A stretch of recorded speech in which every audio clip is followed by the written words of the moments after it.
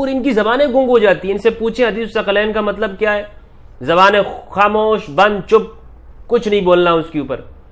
ماننے پر اگر یہ آتے ہیں تو طلقاء کی مذمت میں آئی ہوئی روایتوں کو بھی فضیلت بناتے ہیں, اور اگر نہ ماننے پہ بھی آئے تو مولا علی اور ان کے جو اصحاب کے جو فضائل ہیں اس سے بھی آنکھیں چھپا لیتے ہیں. کچھ پتہ نہیں ہے ہمیں تو پتہ ہی نہیں ہے. الحمدللہ رب العالمین والصلاة والسلام علی سید الانبیاء والمرسلین وآلہ الطیبین الطاہرین ومن والاه. بسم اللہ الرحمن الرحیم. السلام علیکم ورحمۃ اللہ وبرکاتہ. ناظرین کرام, اصحاب امام علی علیہ السلام کا تذکرہ چل رہا ہے. یہ اس سلسلے کی دوسری ویڈیو ہے. پہلے سلسلے میں ہم نے 4 صحابہ کرام کا تذکرہ سنا ہے اور سعادت حاصل کی ہے. یہ وہ اصحاب کرام ہیں جو رسول اللہ صلی اللہ علیہ وآلہ وسلم کی معیت انہیں حاصل ہوئی, اور امام علی کے زمانے میں وہ امام علی کے تمام معرکوں میں وہ آپ کے ساتھ شریک رہے. اور اس سلسلے کا آغاز کرنے کا کیا مقصد ہے, کیوں یہ بیان کیا جا رہا ہے, پہلے سلسلے میں تمہیدی گفتگو کر چکا ہوں. آج ہم 5ویں صحابی کا ذکر مبارک سنیں گے, بشیر ابن ابی زید. اسد الغابہ کے اندر ان کے حالات لکھے ہیں. بشیر ابن ابی زید, نام ان کا ثابت ابن زید ہے. ابو زید ان 6 آدمیوں میں سے ہیں جنہوں نے رسول اللہ صلی اللہ علیہ وآلہ وسلم کے زمانے میں قرآن جمع کیا تھا. سبحان اللہ. یعنی قرآن مجید سرکار دو عالم حضرت محمد مصطفیٰ صلی اللہ علیہ وآلہ وسلم کے دور اقدس میں ہی جمع ہو گیا تھا, اور اس کی تائید ہی قرآن مجید سے ہمیں ملتی ہے. جنگ حرہ میں شہید ہوئے, بعض نے کہا کہ جسر میں شہید ہوئے, اور جنگ جسر جس دن ابو عبید ثقفی عراق میں شہید ہوئے. ابو عبید الثقفی کون ہیں؟ انہوں نے حضرت عمر رضی اللہ عنہ کے زمانے میں عراق اور جو فارس ہے یہ فتح کیا تھا. یہ کہتے ہیں انہوں نے قرآن جمع کیا تھا. لوگ ابو زید کے نام میں بہت اختلاف کرتے تھے, جو ابو زید کے بیان میں آئے گا. ابو عمر نے بشیر ابن ابی زید انصاری کا تذکرہ لکھا ہے اور کہا ہے کہ ابو عمر سے مراد صاحب الاستیعاب ہے رحمہ اللہ. کہا ہے کہ کلبی نے بیان کیا ہے کہ ان کے والد ابو زید احد کے دن شہید ہوئے, اور بشیر ابن ابی زید اور ان کے بھائی وداع ابن ابی زید صفین میں امام علی ابن ابی طالب علیہ السلام کے ہمراہ تھے. بس میں نہیں جانتا کہ آیا یہ وہی ابو زید ہے جن کا تذکرہ یہاں. تو یہ بشیر ابن ابی زید یہ بھی وہ صحابی ہیں جو مولا علی کے ساتھ صفین میں تھے.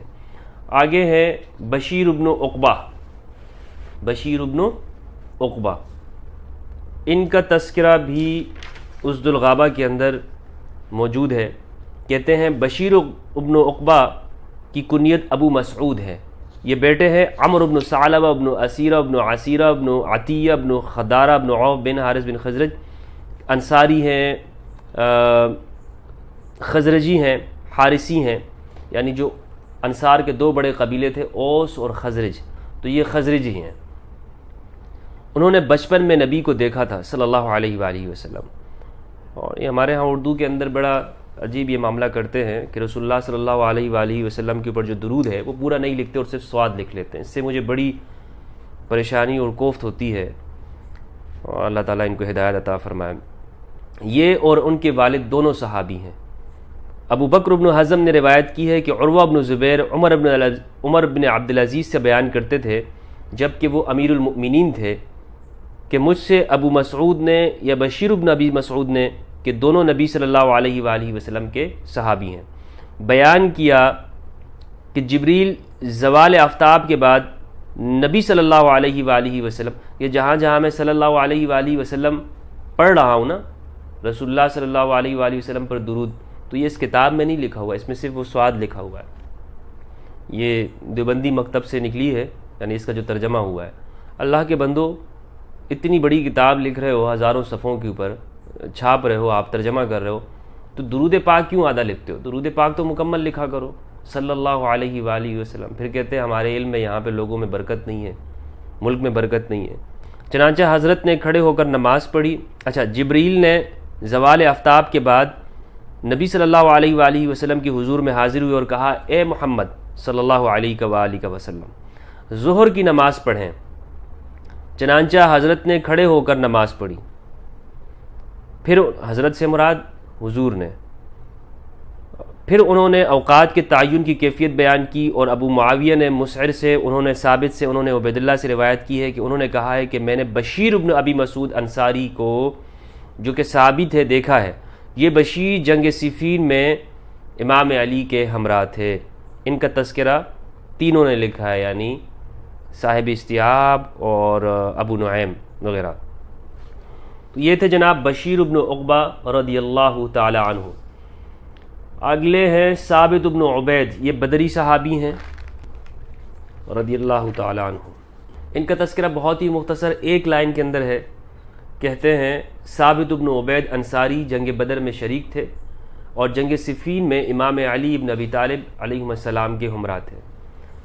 ان کا تذکرہ بہت مختصر ہے۔ میں نے یہ دیکھا ہے کہ جو ہمارے اصحاب بدر ہیں وہ بدری صحابہ جن کا تذکرہ سب سے زیادہ ہونا چاہیے تھا، اور جنہوں نے قرآن مجید نے انہیں اصحاب مفلحون کہا ہے، ان کا تذکرہ ہمارے ہاں بہت کم ہوتا ہے، تراجم کی کتابوں میں بہت مختصر لکھا جاتا ہے۔ اس کی وجہ جو ہے وہ انشاءاللہ پھر کسی موقع پر میں بیان کروں گا جو مجھے سمجھ میں آئی ہے۔ تو یہ مختصر تذکرہ ان کا کیا گیا ہے۔ اگلے صحابی ہیں ثابت ابن قیس۔ ثابت ابن قیس، ان کا نسب بیان کیا ہے، ثابت ابن قیس ابن ختیم بن عمرو ابن یزید ابن سواد ابن ظفریہ۔ اب یہ دیکھیں اس میں یزید نام ہے، تو عرب کے اندر یہ نام رکھا جاتا تھا، یہ نام اب یہ پہلے کے ہیں، یعنی صحابی ہیں، ان کے پر دادا اس کے اندر یزید کا نام آ رہا ہے۔ تو اس سے کوئی یہ نہیں کہے گا کہ جی دیکھیں صحابی کے خاندان میں تو یزید کا قول ہے، لہٰذا یزید کی کوئی فضیلت ثابت ہو گئی۔ ہمارے ہاں جو آج کل کے ناسبی ہیں وہ یہ طریقہ ٹرکس بڑے استعمال کرتے ہیں کہ دیکھیں فلاں نے اپنے بچوں کے نام فلاں کے نام پہ رکھے، یہ فلاں کی فضیلت ثابت ہو گئی۔ عربوں کے اندر رواج تھا، عرب لوگ رکھتے تھے بہت سارے نام آپ کو، بلکہ مولا علی کے اصحاب میں سے یزید نام کے آپ کو ملیں گے۔ یزید تو کیا مطلب ہے کہ اس نام کی کوئی فضیلت ہو گئی؟ نام ہے عربی زبان کے اندر۔ ہمارے ہاں لوگ ناموں کے اوپر بہت لڑتے ہیں، ناموں کے اوپر بڑے وہ بیان کی جاتی ہے۔ ابو عمر کا قول ہے، اور ابن کلبی نے اور ابو موسیٰ نے کہا ہے کہ یہ قیس بیٹے ہیں ختیم بن عدی ابن عمرو بن سواد بن ظفر کے، اور یہ انصاری ہیں۔ ظفر ایک شاخ ہے قبیلہ اوس کی، ان کا تذکرہ صحابہ میں ہے۔ معاویہ کی خلافت میں انہوں نے وفات پائی۔ ان کے والد قیس ابن ختیم شاعر تھے، مگر وہ بحالت شرک قبل اس کے کہ نبی صلی اللہ علیہ وآلہ وسلم ہجرت کر کے مدینہ تشریف لائے انتقال ہو گیا۔ یہ ثابت امام علی کے ہمراہ جنگ جمل، صفین، نہروان میں شریک تھے۔ ثابت بن قیس کے 3 بیٹے تھے، عمر اور محمد اور یزید۔ یہ تینوں واقع حرہ میں شہید ہوئے۔ اب دیکھیں ان کے بیٹے کا نام بھی یزید ہے، اور شہید ان کو کس نے کیا؟ یزید پلید نے، لعنہ اللہ، یزید نے شہید کیا۔ واقع حرہ اس کے زمانے میں ہوا ہے نا۔ تو یہ تھے جناب ثابت ابن قیس رضی اللہ تعالی عنہ۔ اگلے ہیں جابر ابن عبداللہ ابن حرام۔ جابر ابن عبداللہ ابن حرام رضی اللہ تعالی عنہ، ان کا سلسلہ نسب بیان کیا ہے۔ جابر ابن عبداللہ ابن عمرو ابن حرام ابن کعب ابن غنم ابن کعب ابن سلمہ، یہ دونوں یہ انصاری صحابی ہیں۔ بعض لوگوں نے ان کے نسب میں اور کچھ بیان کیا ہے، مگر یہی زیادہ مشہور ہے۔ کہتے ہیں غزوہ بدر میں شریک تھے، بدری صحابی ہیں جابر ابن عبداللہ ابن حرام۔ بعض لوگوں نے کہا ہے کہ شریک نہیں تھے۔ اسی طرح غزوہ احد میں بھی کچھ لوگوں نے اختلاف کیا ہے۔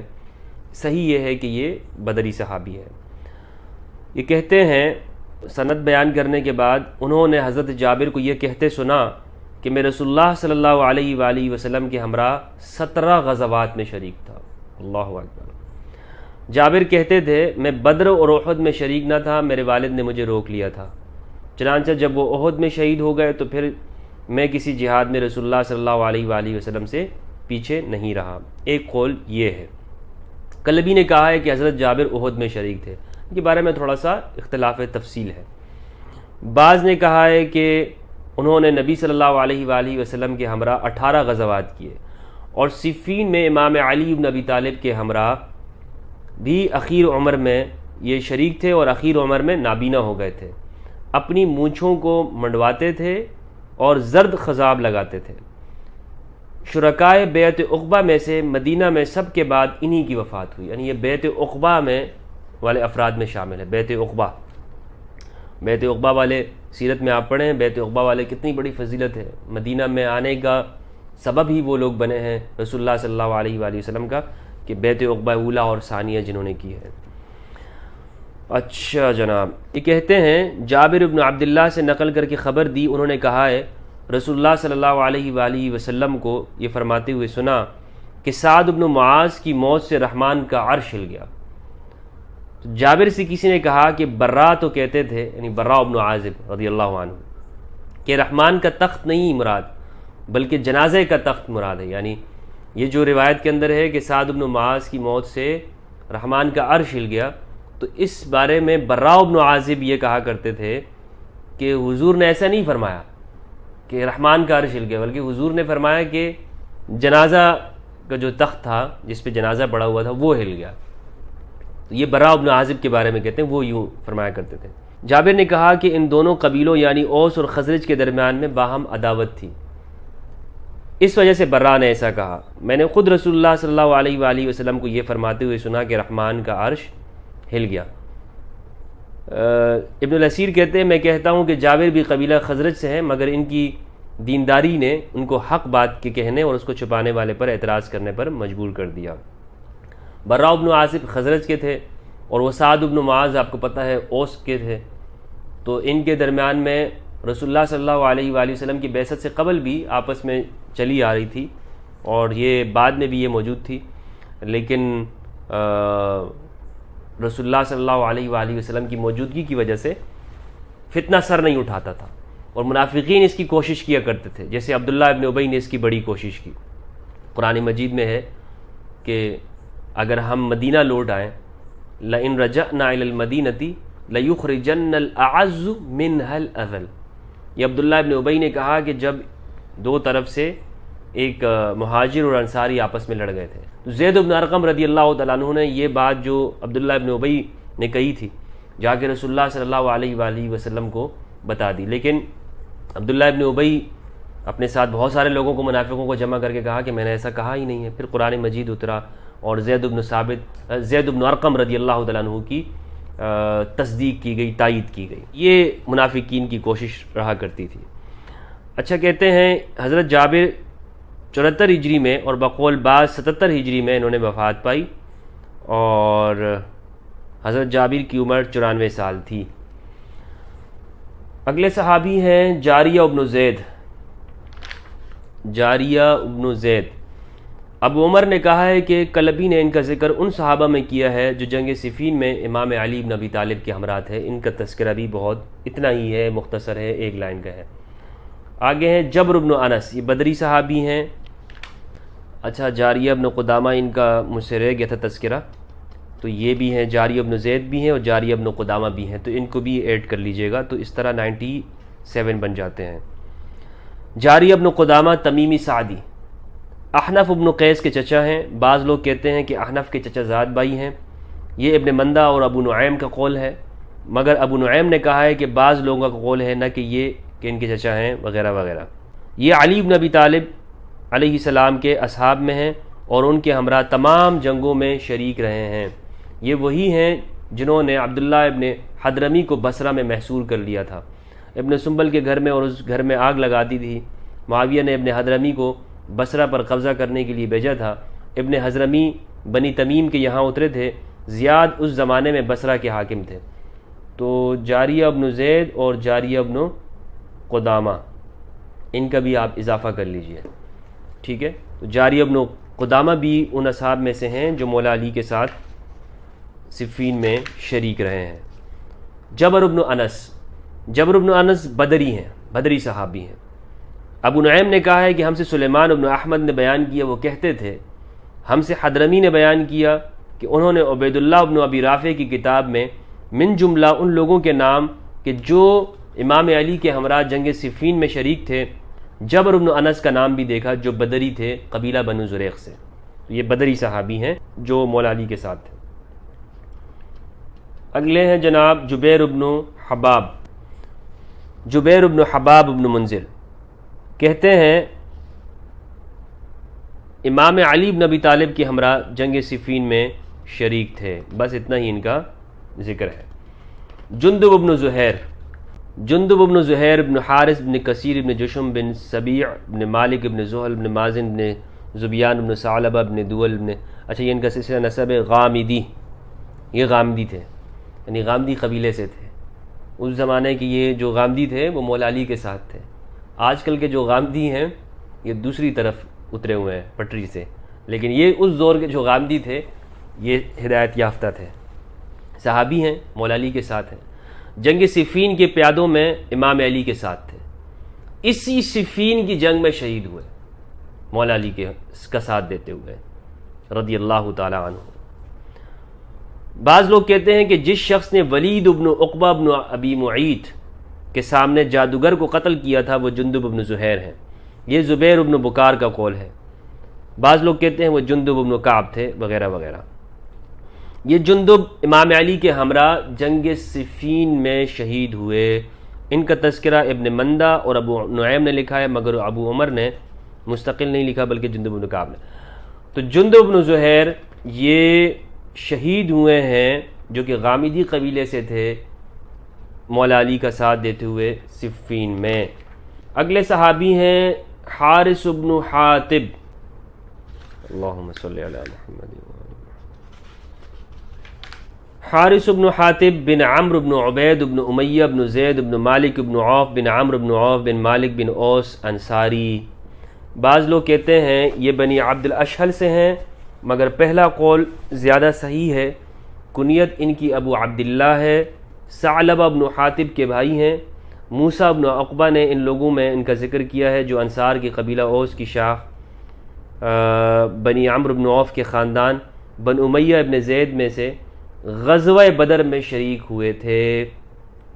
یہ اور ان کے بھائی ابو لبابہ بن عبد المنذر رسول اللہ صلی اللہ علیہ وآلہ وسلم کے ہمراہ غزوہ بدر کی طرف تشریف لے گئے تھے۔ یہ دونوں بھائی رسول اللہ نے صلی اللہ علیہ وآلہ وسلم مقام روحہ سے ان دونوں کو واپس کر دیا اور ابو لبابہ کو مدینہ کا حاکم بنایا اور حارث کو بنی عمرو بن عوف کا امیر بنایا، اور ان دونوں کو مال غنیمت میں سے حصہ بھی دیا اور ثواب کا بھی امیدوار کیا۔ جیسے میں نے آپ کو براء بن عازب کے تذکرے میں کہا تھا نا کہ جن کو رسول اللہ صلی اللہ علیہ وآلہ وسلم نے خود واپس کیا کسی وجہ سے، جیسے براء بن عازب کو ان کی کم سنی کی وجہ سے یا جسامت میں کمزوری کی وجہ سے انہیں واپس کیا، تو انہیں ثواب تو ملا بدری، لہٰذا براء بن عازب میرے نزدیک وہ بھی بدری صحابہ میں سے ہیں، اور ان کو بدر میں سے مال غنیمت میں سے حصہ بھی دیا۔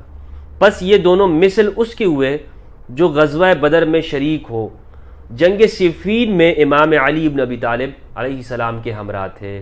کون؟ یہ حارث بن حاتب۔ وہ صحابہ کرام جو شروع دور میں رسول اللہ صلی اللہ علیہ وآلہ وسلم کے ساتھ مشکل وقتوں میں تھے، وہ آپ کو امام علی کے ساتھ صفین میں نظر آئیں گے، اور جو بعد میں جو لوگ آئے جب اسلام کو شان و شوکت حاصل ہو گئی اور وہ طلقاء ہوئے، وہ آپ کو دوسری جانب نظر آئیں گے۔ تو کتنا بڑا فرق ہے۔ ایک وہ ہے کہ جو مشکل میں رسول اللہ کا ساتھ دیتے ہیں، ان صحابہ کا ذکر ہے، وہ سارے کے سارے آپ کو نظر آئیں گے صفین میں مولا علی کے ساتھ، چاہے جنگ جمل ہو وہاں بھی نظر آئیں گے، نہروان ہو وہاں بھی نظر آئیں گے۔ اگلے صحابی ہیں حارث بن حاتب کا ہو گیا حازم بن ابی حازم احمسی، والد ہیں قیس بن ابی حازم کے۔ ابو حازم کا نام عبد عوف بن حارث ہے۔ حازم اور ان کے بھائی قیس دونوں رسول اللہ صلی اللہ علیہ وآلہ وسلم کے زمانے میں مسلمان ہو چکے تھے، مگر آپ کو دیکھا نہیں۔ حازم جنگ صفین میں امام علی علیہ السلام کے ہمراہ قبیلہ احمس اور بجیلہ کے جھنڈے کے نیچے شہید ہوئے رضی اللہ تعالی عنہ۔ حجاج بن عمرو، حضرت حجاج بن عمرو بن غزیہ بن ثعلبہ سلسلہ نسب بیان کیا ہے۔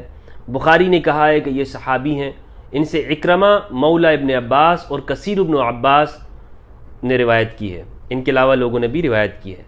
ہمیں اسماعیل بن عبید اللہ اور ابراہیم بن محمد اور ابو جعفر بن سمین نے اپنی سند سے محمد بن عیسیٰ بن ثورہ تک خبر دی۔ وہ کہتے تھے، ہم سے اسحاق بن منصور نے بیان کیا، وہ کہتے تھے اچھا سلسلہ سند ہے، رسول اللہ صلی اللہ علیہ وآلہ وسلم نے فرمایا جو شخص کسی پرند کے پر توڑ ڈالے یا اس کو لنگڑا کر دے وہ احرام سے باہر ہو جاتا ہے اور اس کے اوپر دوسرا حج فرض ہوتا ہے۔ میں نے یہ روایت ابن عباس اور ابو ہریرہ رضی اللہ عنہما سے بیان کی، انہوں نے کہا کہ حجاج نے سچ کہا۔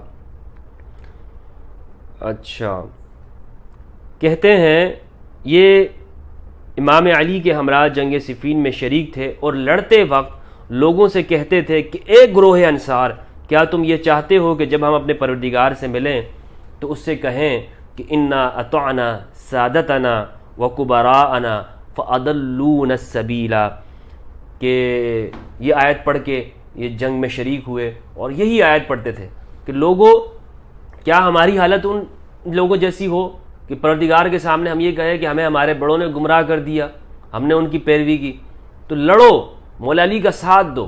اور یہ گویا کہ ان کا نعرہ تھا کہ ناموں سے دھوکہ مت کھانا۔ بڑے بڑے نام آپ یہ سمجھ رہے جیسے آج کل ہمارے ہاں پیش کیے جاتے ہیں نا، کوئی کہتا ہے کہ جی خال المؤمنین تھے، فلاں ہیں، اتنے مربع میل کے اوپر حکومت کی وغیرہ، یہ فضائل ان کے سامنے بھی تھے، یعنی جو بیان کیے جا رہے ہیں کہ جی خال المؤمنین، لیکن انہوں نے امام علی کا ساتھ دے کر یہ نعرہ لگایا کہ ان چیزوں سے دھوکہ نہیں کھانا کہ ہم نے اپنے بڑوں کی پیروی کر کے یا کسی کی طاقت سے مروب ہو رہے ہیں، نہیں، آؤ مولا علی کا ساتھ دو، مولا علی کا ساتھ دو، یہی حق کا راستہ ہے، ورنہ تو پھر قیامت کے دن پشیمان ہوگے کہ جی ہم نے تو فلاں کی پیروی کر لی، فلاں کے پیچھے چل پڑے، بڑے بڑے ناموں سے ہم نے ان کے سامنے ہم مروب ہو گئے۔ حجاج بن عمرو رضی اللہ تعالی عنہ، حجر بن عدی، اللہ اکبر، حجر بن عدی عاشق امام علی ہیں، حجر بن عدی اسد الغابہ کے مصنف نے بڑے خوبصورت انداز میں حجر بن عدی کا تذکرہ کیا ہے، جس پر ناسبیوں کے جو آج کل کے موجود ان کا دفاع کرنے والے شیخ تقی عثمانی صاحب ہیں، انہوں نے بڑا ان کو باغی ثابت کرنے کی کوشش کی ہے۔ آپ دیکھیں کہ ان کی کتاب پڑھیں جو انہوں نے لکھی ہے سید ابو الاعلیٰ مودودی رحمہ اللہ کی مخالفت میں ان کو جواب دیتے ہوئے، اس میں کس طرح سے حقائق کو تروڑ مروڑ کے پیش کیا ہے۔ وہ آپ جب کتاب پڑھیں گے تقی عثمانی کی، آپ کو لگے گا کہ باغیوں کا کوئی قصور ہی نہیں تھا، سارا قصور معاذ اللہ مولا علی کے جانثاروں کا رہا، یعنی جو باغی ہیں جن کے بارے میں صحیح روایات ہیں صحیح مسلم میں کہ ان کے امیر تک وہ صحابہ کرام جلیل القدر صحابہ کو کہتے تھے کہ تم علی کو گالیاں کیوں نہیں دیتے ہو، گویا کہ ایک طرح سے مطالبہ کرتے تھے، استفہام انکاری تھا، کیوں نہیں کرتے ہو یہ کام تمہیں کیا چیز روکتی ہے۔ وہ امیر اور سارے نیچے، حتیٰ کہ جو مغیرہ بن شعبہ ہے ان کے بارے میں بھی ہے، لیکن انہوں نے سارا کا سارا الزام حجر بن عدی کے اوپر ڈالا، باغی ثابت کرنے کی کوشش کی ہے حجر بن عدی کو، اور ترجموں میں خیانت کی ہے، ڈنڈیاں ماری ہیں، جہاں پر یعنی کنکری پھینکنے کی بات ہوتی تھی تو انہوں نے شیخ تقی نے کیا کیا ہے، اس کو پتھر برسانے، پتھر گویا کہ ان کے پاس اس زمانے میں یہ کہنا یہ چاہ رہے ہوں کہ بمباری کی، یعنی اس طرح کا تاثر دینے کی کوشش کر رہے ہیں شیخ تقی عثمانی صاحب، تحریف کرتے ہیں نا، یہ ان کا تو کام ہی یہی ہے۔ تو حجر بن عدی کا تذکرہ، اور پہلے تو ان کی صحابیت کا انکار کیا شیخ تقی نے اپنی کتاب میں، اور پھر سارے کے سارے الزامات وہ حجر بن عدی کے اوپر لگائے، اور دوسری طرف سے جو باغی تھے ان کے جو لوگ تھے ان کو بالکل کلین چٹ دینے کی کوشش کی ہے۔ اس کا جواب جسٹس غلام علی نے بڑے بہترین انداز میں دیا ہے، اور اس کتاب کا آپ کو مطالعہ کرنا چاہیے، خلافت و ملوکیت پر اعتراضات کا تجزیہ، جسٹس ریٹائر غلام ملک علی، تو اس کا مطالعہ ضرور کیجیے۔ اچھا، یہ حجر بن عدی کے بارے میں ابن الاسیر جزری رحمہ اللہ کیا لکھتے ہیں؟ حجر بن عدی ابن معاویہ ابن جبل ابن عدی ابن ربیعہ ابن معاویہ اکرمین ابن حارث، اچھا یہ سلسلہ نسب ہے، یہ حجر الخیر کے نام سے مشہور تھے، خیر کا پتھر، حجر الخیر، بیٹے ہیں ادبر کے، ان کے والد عدی کو ادبر اس سبب سے کہتے ہیں کہ وہ ایک مرتبہ بھاگے جا رہے تھے، ان کے سر میں کسی نے نیزہ مار دیا، اس وجہ سے ان کو لوگ ادبر کہنے لگے۔ والد کا نام ان کا عدی ہے، اچھا، نبی صلی اللہ علیہ وآلہ وسلم کے حضور میں یہ اور ان کے بھائی ہانی حاضر ہوئے تھے اور جنگ قادسیہ میں شریک تھے، فضلائے صحابہ میں تھے۔ ابن الاسیر جزری یہ کیا لکھتے ہیں؟ فضلائے صحابہ۔ اور شیخ تقی کیا لکھتے ہیں؟ صحابیت میں اختلاف فلاں فلانے کا۔ یعنی ماننے پر اگر یہ آتے ہیں تو طلقاء کی مذمت میں آئی ہوئی روایتوں کو بھی فضیلت بناتے ہیں، اور اگر نہ ماننے پہ بھی آئے تو مولا علی اور ان کے جو اصحاب کے جو فضائل ہیں اس سے بھی آنکھیں چھپا لیتے ہیں۔ کچھ پتہ نہیں ہے ہمیں تو پتہ ہی نہیں ہے، جیسے حدیث الثقلین کے ساتھ یہ لوگ کرتے ہیں، بالکل خاموش، پوری ان کی زبانیں گنگ ہو جاتی ہیں۔ ان سے پوچھیں حدیث الثقلین کا مطلب کیا ہے، زبانیں خاموش، بند، چپ، کچھ نہیں بولنا اس کے اوپر، مسجدیں خالی، ممبر خالی، کوئی واعظ نہیں، کسی واعظ میں حدیث الثقلین کا ذکر نہیں، کہانیاں سناتے رہیں گے لوگوں کو ادھر سے ادھر کی، اکابرین کی کہانیاں کہ جی دارالعلوم دیوبند میں خواب دیکھا، یہ تک کہانیاں ان لوگوں نے، ان کے اکابرین نے بیان کی ہے کہ ان کے رسول اللہ صلی اللہ علیہ وآلہ وسلم خواب میں آئے تو اردو بول رہے تھے، تو کہا کہ آپ نے یا رسول اللہ آپ تو عربی اردو کہاں سیکھی؟ تو فرمایا کہ جب سے دیوبند والوں کے ساتھ تعلق ہوا ہے معاذ اللہ تو اردو سیکھ لیے۔ یہ ان لوگوں کی کہانیاں آپ جب ان کو سنیں گے تو آپ لوگوں کے دلوں میں آج کل اسلام کے بارے میں کیوں شکوک و شبہات پیدا ہو رہے ہیں کہ یہ اپنے اکابرین کو پیغمبروں سے بھی زیادہ مرتبہ دیتے ہیں، لیکن جہاں پر مولا علی کا ذکر آئے گا، تذکرہ آئے گا اصحاب امام علی کا، ان کو باغی کرنے کی، ثابت کرنے کی کوشش کرتا ہے، جیسے شیخ تقی عثمانی صاحب نے کیا ہے، شیخ تقی عثمانی صاحب نے کیا ہے۔ اچھا، حجر الخیر کے نام سے مشہور ہیں، بیٹے ہیں ادبر، یہ بتا دیا میں نے۔ نبی صلی اللہ علیہ وآلہ وسلم کے فضلائے صحابہ میں سے تھے، جنگ صفین میں قبیلہ کندہ کے سپہ سالار تھے، اور نہروان میں لشکر کے میسرہ پر تھے، اور جنگ جمل میں بھی امام علی کے ساتھ تھے۔ مشاہیر صحابہ میں سے ہیں، مشاہیر یعنی اکابرین صحابہ، یعنی چوٹی کے اصحاب میں سے ہیں یہ۔ جب زیاد عراق کا حاکم ہوا اور اس نے سختی کی، ان کو شہید کیا گیا معاویہ کے زمانے میں۔ ان کا قصور کیا تھا کہ مغیرہ بن شعبہ کوفہ کے منبر پہ کھڑے ہو کر رسول اللہ صلی اللہ علیہ وآلہ وسلم کے بھائی امام علی علیہ السلام کو گالیاں دیتا تھا، لعنت کیا کرتا تھا۔ مغیرہ بن شعبہ یہ ان پہ تنقید کرتے تھے، تو اس جرم کے اندر پھر زیاد کا جب دور آیا تو زیاد ان کو ڈراتا دمکاتا تھا۔ انہوں نے ایک موقع کے اوپر وہاں مسجد میں، چونکہ مسجدوں میں اس وقت تو سنگی مرمر اور ٹائل لگے نہیں ہوتے تھے جیسے آج کل کے ہمارے ہاں ناسبیوں کی مسجدوں میں، تو کچی جسے زمین تھی، کنکریاں اٹھائیں اور اس کے اوپر پھینک دی۔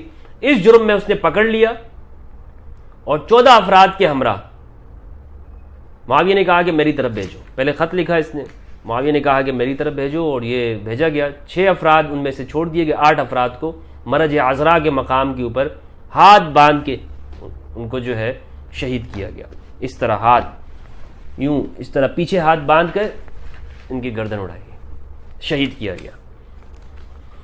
ان کی شہادت پر ام المؤمنین عائشہ رضی اللہ تعالیٰ عنہ نے معاویہ سے شکوہ بھی کہا تھا، اور کہا تھا تمہارا حلم، تمہاری بردباری جو مشہور ہے، اس وقت کہاں گیا تھا کہ حجر کے معاملے کے اندر، تو اس وقت تم نے حلم وغیرہ کیوں نہ دکھایا؟ تو انہیں شہید کیا گیا، اور بڑی ہی یعنی بے دردی کے ساتھ ان کو مظلومی کے ساتھ شہید کیا گیا۔ پھر کہتے ہیں کہ جی نہیں، اس دور میں تو امام علی کے جانثاروں پر کوئی سختی نہیں ہوتی تھی، کسی طرح سے جو صلح حسن ہے اس کی کوئی شق پامال نہیں کی گئی، سب ٹھیک تھا، اور ان کی پھر بھی فضیلتیں بیان کی جاتی ہیں۔ جب مغیرہ بن شعبہ منبر پر مولا علی پر لعن و طعن کیا کرتا، سب و شتم کرتا تھا، تو یہ کھڑے ہو جایا کرتے تھے، اور اس بات کو ابن خلدون تک نے لکھا ہے، ابن خلدون تک نے بھی یہ بات لکھی ہے، اور کہتے ہیں کان المغیرۃ بن شعبہ ایام امارتہ علی الکوفۃ کثیرا ما یتعرض لعلی فی مجالسہ وبخطبہ۔ مغیرہ بن شعبہ کوفہ کی امارت کے زمانے میں اکثر اپنی مجالس اور خطبوں میں امام علی پر طعن و تعریض کرتے تھے۔ ابن عبد البر نے الاستیاب کے اندر لکھا ہے کہ معاویہ نے جب زیاد کو عراق کا والی بنایا تو اس نے درشتی اور بدخلقی کا مظاہرہ کیا۔ استیاب جلد 1 صفحہ 355۔ تفصیل کے لیے آپ جو ہے یہ کتاب، اس کتاب کو ضرور مطالعہ کیجیے گا، یہ خلافت و ملوکیت پر اعتراضات کا تجزیہ جسٹس ریٹائر ملک غلام علی بخیے انہوں نے بکھیر کے رکھ دیے ہیں تقی عثمانی صاحب کی جو کتاب ہے معاویہ اور تاریخی حقائق کے نام سے، وہ کتاب اس کو بھی میں نے مطالعہ کیا ہے۔ یعنی تقی عثمانی صاحب نے کوشش کی کہ خلافت و ملوکیت کا رد پیش کریں، اس کا تو وہ رد نہیں کر سکے، اللہ نے ان کے اوپر ایک اور تازیانہ برسا دیا اس شکل کے اندر۔ یہ ایسا کوڑا برسا ہے ان ناصبیوں کے اوپر یہ کتاب، جو اس کو پڑھے گا اس کا جواب نہیں دے سکتے ہیں۔ یہ تو ابو العلا مودودی کی کتاب خلافت و ملوکیت کا کہاں سے جواب نکالیں گے؟ یہ میں کہتا ہوں، یہ اس میں جس طرح سے حجر بن عدی کے واقعے کو اور کیس کو یہ لے کے چلے ہیں نا، کہ بغاوت کی تعریف ہماری کتابوں سے، اہل سنت کی کتابوں سے انہوں نے پیش کی ہے، اور اس میں دیوبندی کتابیں جو ہیں اس سے بتایا ہے کہ باغی کون لوگ تھے۔ یعنی یہ آج کل کے جو 2 نمبر قسم کے دیوبندی ہیں جو باغیوں کا کیس لڑ رہے ہیں، طلقاء کا کیس لڑ رہے ہیں، ان کو اگر آپ دیکھیں گے تو وہ اپنے اکابرین کے بھی مخالف ہیں۔ شاہ عبدالعزیز محدث دہلوی، انور شاہ کاشمیری، دیگر اکابرین، حتیٰ کہ مفتی محمد شفیع صاحب نے جو اسوہ حسینی جو کتاب لکھی ہے شہید کربلا کے نام سے، مختصر رسالہ ہے میرے پاس ہے، اس میں جو موقع بیان کی، یہ سارے آج کل کے ناسبی اس سے جو دیوبند کے اندر ہیں وہ پیچھے ہٹ چکے ہیں۔ انہوں نے حوالہ جات کے ساتھ گفتگو کی ہے۔ میں آپ کو دوبارہ کہوں گا کہ اس کتاب کو خریدیے، بہترین کتاب ہے۔ اس میں باغی کی جو بحث ہے بڑے شاندار طریقے سے کی ہے، انہوں نے ہر بات کو دلائل کے ساتھ انہوں نے مزین کیا ہے۔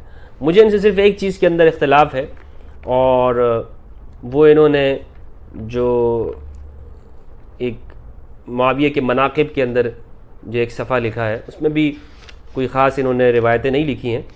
اس کے علاوہ باقی یہ کتاب بڑی شاندار ہے، اس کے علاوہ یہ کتاب بڑی شاندار ہے۔ دیوبندیوں کی فتاوی جات بھی انہوں نے اس کے اندر پیش کیے ہیں۔ یہ درمیان میں ضمناً ایک بات آ گئی تھی کہ اس کتاب کے حوالے سے وہ میں نے آپ کے سامنے عرض کر دی۔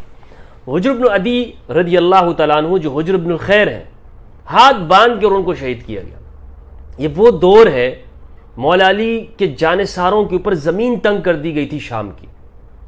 حجر بن عدی کو ان کا جرم صرف کیا تھا؟ آج کل کی جتنی بھی ظالمانہ حکومتیں ہیں ان کا آپ دیکھ لیں، ان حکومتوں میں بھی اگر آپ کسی پہ تنقید کرتے ہیں تو کیا یہ ہوتا ہے کہ جناب وہ مار تو دیتے ہیں، لیکن کیا مثلا اگر کسی سیاسی لیڈر کو دوسرے سے مخالفت ہو، مثلا ایک پارٹی والے کو دوسرے پارٹی والے کو اچھا نہیں لگتے، لیکن کیا ہمارے ہاں صدر و وزیر اعظم یہ پروانہ جاری کرتے ہیں کہ ممبروں پر بھی خطیبوں کو یہ کہیں کہ تم اس فلاں کے اوپر گالیاں دیا کرو، سب و شتم کیا کرو؟ لوگ نہیں ان کو چھتر مار مار کے نیچے اتار دیں گے کہ جی تم کس طرح سے مسجد کے اندر بیٹھ کر فلاں سیاسی لیڈر کو گالی دے رہے ہو۔ کوئی کر سکتا ہے؟ پشاور کے اندر کسی مولوی صاحب نے کیا تھا تو کس طرح لوگوں نے اس کو مسجد سے نکال دیا تھا۔ آج کے اس زمانے کے اندر پرفتن دور میں، جس کو ہمارے علماء کہتے ہیں پرفتن دور ہے، ہم آج کے دور میں یہ تصور نہیں کر سکتے کہ ایک سیاسی لیڈر جس سے لاکھ مخالفتیں ہوں، ممبر پر اس کو گالیاں دی جائیں، اس کے لیے یہ رواج بنا دیا جائے۔ لیکن وہ دور ایسا تھا کہ جس میں ممبر پر کھڑے ہو کر لوگ مولا علی کو گالیاں دیا کرتے تھے۔ ہمارے ہاں جی نہیں، وہ خیر القرون کا دور تھا، اس میں تو کسی کا کوئی آپس میں کوئی اختلاف نہیں تھا، تو صحیح مسلم کے اندر سے روایتیں نکال لیں۔ حجر بن عدی کی شہادت کیوں لوگ قوم کے سامنے لوگوں کو جھوٹ بولے جا رہے ہیں ناسبی؟ کیوں یہ سارا کا سارا یہ کام کر رہے ہیں؟ صرف اس لیے کہ جی ان کے جو محبوب لوگ ہیں، جو ان کے پسندیدہ لوگ ہیں، وہ یہ حرکتیں کیا کرتے تھے، صرف اس وجہ سے۔ اور یہ تقی عثمانی نے جو اپنی کتاب کے اندر جو بلنڈر مارے ہیں، مثلا یہ کوشش یہ کی ہے کہ جی حجر بن عدی کے سارا قصور تھا۔ اس میں وہ لکھتے ہیں، آپ یہ دیکھیے گا کہ جناب حجر بن عدی ہی گالیاں دیا کرتے تھے باغیوں کو اور ان کے امیروں کو، حجر بن عدی ہی بغاوت کرتے تھے، حجر بن عدی یعنی سارا گناہ حجر بن عدی کا تھا، باقی طرف کسی کا گناہ نہیں تھا۔ رسول اللہ صلی اللہ علیہ وآلہ وسلم کے وہ صحابی جو راہب کے نام سے مشہور تھے، عبادت گزار تھے، مشاہیر صحابہ میں، اس صحابی کے ساتھ آخر اس نے ایسا جرم کیا کہ صرف تنقید ہی کر دی نا، اور تنقید بھی جائز بات کے اوپر کی۔ وہ کہتے ٹھیک ہے، زیاد نے جب خط لکھ دیا کہ جناب اس نے کنکریاں ماری ہیں، یہ مجھ پہ تنقید کرتا ہے، تو وہ آگے سے یہ بھی لکھ سکتے تھے، معاویہ کہہ سکتے تھے کہ بھائی بدبخت انسان تو کر کیا رہا ہے، تو مولا علی کو گالیاں دیتا ہے، تو یہ حرکتیں کرتا ہے، تو حجر بن عدی ٹھیک کر رہا ہے تیرے ساتھ، وہ یہ کرتے ہیں۔ لیکن ہمارے پاس جتنی بھی جو روایتیں اور جو اخبار آئی ہیں جنہیں ہمارے ہاں اہل سنت معتبر سمجھتے ہیں، اس میں تو یہی کچھ ہے کہ جناب ہاں ایسا کچھ نہیں کہا گیا، بلکہ بلاؤ اس کو میرے پاس بھیجو، پروانہ جاری کر دیا، قتل کر دو، یہ ہوا ہے۔ اور یہی حقیقتیں ہیں، یہ حقیقتیں جب تک لوگ، یہ کڑوے گھوٹ ہے جی، کڑوے جو کہنا چاہیے کہ سرنج ہے، اس کو برداشت کریں آپ، تبھی ہماری اس میں کوئی بھلائی آئے گی، ورنہ تو نہیں آئے گی۔ جیسے امام مالک رحمہ اللہ نے فرمایا کہ اس امت کا آخری تب اسی طرح ہی ٹھیک ہوگا جب تک کہ یہ جس طرح اس امت کا پہلا حصہ ٹھیک ہوا تھا۔ وہ پہلا حصہ کس چیز کے اوپر قائم تھا؟ رسول اللہ نے قرآن اور اہل بیت کے اوپر قائم کیا تھا نا۔ پہلے حصے کو بتایا، ہر موقع کے اوپر بتایا، مدینہ میں بتایا، مکہ میں بتایا، شروع دور سے، دعوت ذوالعشیرہ میں، غدیر خم پہ، پھر مدینہ کے دیگر مواقع پر رسول اللہ صلی اللہ علیہ وآلہ وسلم نے بار بار یہ فرمایا، الثقلین الثقلین کتاب اللہ و عطرتی، کتاب اللہ و عطرتی۔ یہ دو چیزوں کو رسول اللہ صلی اللہ علیہ وسلم نے پورے مدینہ کو اسی کے اوپر قائم کیا۔ صحابہ کرام کی تربیت یعنی ان کو بار بار آپ ارشاد فرماتے رہے۔ لیکن آج بھی ہم یہ چاہتے ہیں تو وہ اسی منہج کے اوپر ہی اس امت کی اصلاح ہو سکتی ہے۔ آج کی نشست کو ہم اسی پہ اختتام کرتے ہیں۔ سبحانک اللہم و بحمدک، اشہد ان لا الہ الا انت استغفرک و اتوب الیک۔ السلام علیکم ورحمۃ اللہ وبرکاتہ۔